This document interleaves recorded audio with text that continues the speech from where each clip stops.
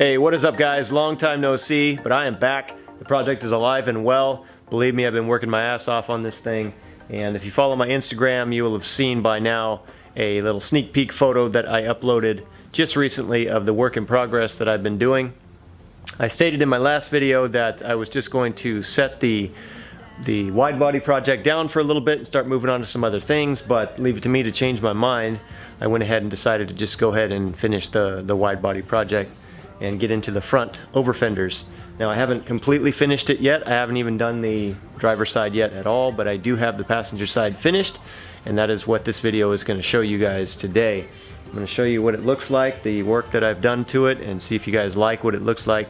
It's a little bit of a different style to it, but I'm very happy with the turnout. It's got a lot of inspiration from different sources, a little bit of Rocket Bunny in there, a little bit of Stardust, and of course a lot of my own custom interpretation of what I think looks pretty good on the Z. Now keep in mind, of course, that this video is going to be kind of a short one. This is not a build video in the series. This is just a look at what I've been doing. I am going to be doing a build video for the other side when I start doing the other side very soon here, and show you exactly how I made this thing. It's a fairly similar process to how we made the over fenders in the back, with a few slight differences. I tried a few different techniques and things like that that I hadn't tried before, some of which were successful and others that were not, but I will cover that all extensively when I go in and do the build video. I purposely wanted to build the over fender on the driver's side, I'm sorry, on the passenger side first, get through the entire process so I knew exactly what I was doing, what worked and what didn't work, so that when I went over to the other side I could show you guys and have a really nice in-depth video of how I made those, or videos. It'll probably stretch out into multiple videos because it is quite a process. It has taken me, I would say, at least 3 weeks to make this thing from conception to finish, and that includes primering and sanding, and so much sanding. As you can see, the dust level is quite extreme. Again, I've cleaned this garage out probably 4 or 5 times, and the dust just keeps on coming, but that is the nature of this kind of work. Anyways, the build video on the other side is coming, so you will see how I made this thing, but for now let's take a look, see what this flare looks like. Hope you guys like it. One other quick thing, these over fenders are going to be my Siegestyle version 1 front fenders for the Z. I am going to end up doing a more extensive version 2. That is when I get my Superleggera fenders in the front. I'm going to go ahead and kind of expand the design of what I have here into the new fenders. But I wanted to get a version 1 out there just to kind of see what I was capable of, see what I could come up with on the stock fenders. But there will be a version 2 of this that will be more substantial. But for now, I'm happy with what I've achieved here. I think it's a great looking flare, so let's take a look.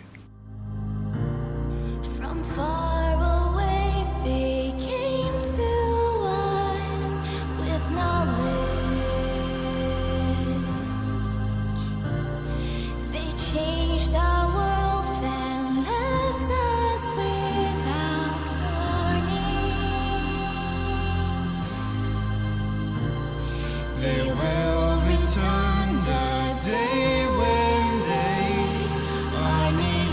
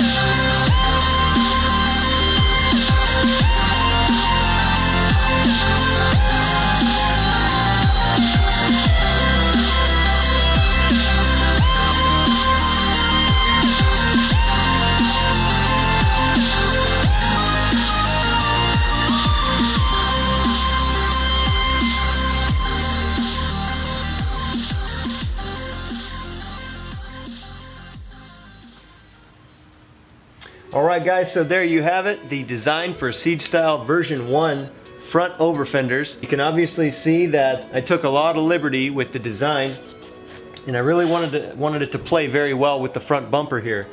Now this is the Nismo version 3 or Aztec version of the V3 bumper that I have here, and it has these really nice inlets on the side there that I really wanted the over fender to play into very nicely. I also wanted to play into this line, this body line right here, so I definitely took that into account with the front cap in the front there. Now, as I had mentioned in my clay sculpt design video, my wide body concept video way back, I had mentioned that I wanted to extend this piece, follow this headlight line right here and follow it down through the front bumper. That's exactly what I did. Now, this being the version 1 of my design, I initially had planned on going all the way down and creating this cap piece to come all the way down and connect in through the diffuser in the front right here, or the splitter in the front, and then have the inlet coming in right here. But I figured I'm going to go ahead and wait until I have my Superleggera bumper to do that, and instead just do something a little bit more simple on this one, but still play into the front bumper very nicely. So instead I decided to go ahead and follow this body line right here that you can't really see because the over fender is covering it, but there's a body line that comes in that is pretty much the same as this bottom one right here.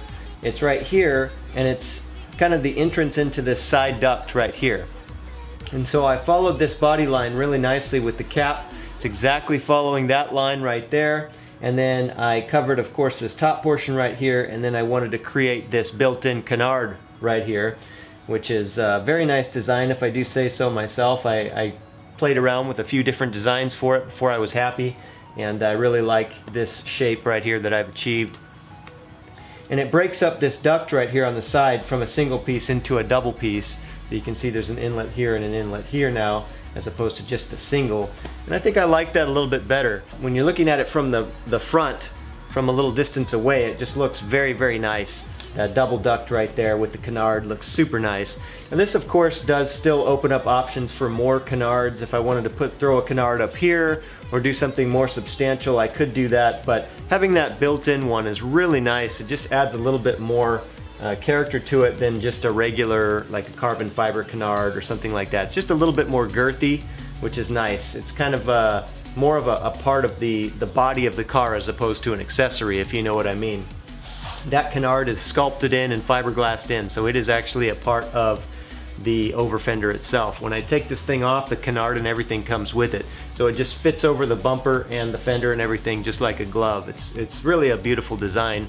Not to pat myself on the back or anything, but I'm really happy with the way it turned out. This is quite a wide flare here. It's really nice. We got, just like in the back, we got a nice 2.5 inch extra bit of width there. So I'm actually running my 20mm spacer in the front there.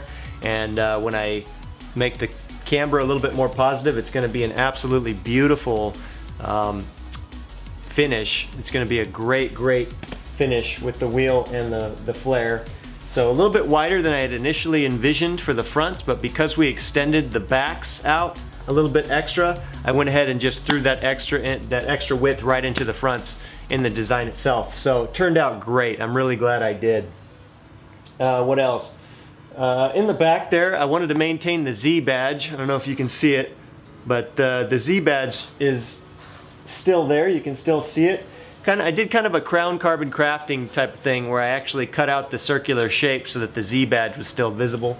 I wanted to maintain that because I do like the Z badge. It may or may not make it into the V2 design because I'm actually going to bring the entire over fender down into the bottom. Kind of similar to how the Rocket Bunny is what I envision. I'm going to end up, I'm going to end up replacing the fenders with the Superleggera ones, which are a completely different design anyways.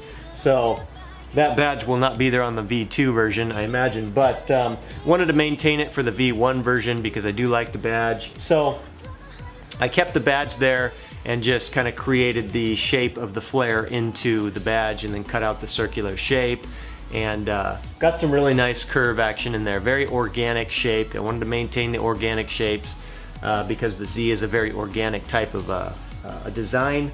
The Z33, I should say anyways. So I wanted to maintain as many organic lines as I possibly could. Lots of curves and stuff like that, but a very, very smooth design overall. A little bit of a difference between mine and the Rocket Bunny flare is that on the top here, the over fender comes all the way up to the body line that comes up to nearly the hood, as opposed to resting about an inch below that body line. I brought it all the way up to that body line.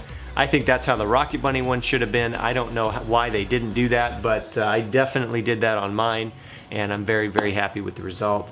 It comes all the way up to the body line on the top as opposed to sitting just below it, and then it follows the headlight line over the top as well. It's a perfect line for an over fender right there, and again, I don't know why they Mr. Miura didn't do that with Rocket Bunny, but Siegestyle definitely has that.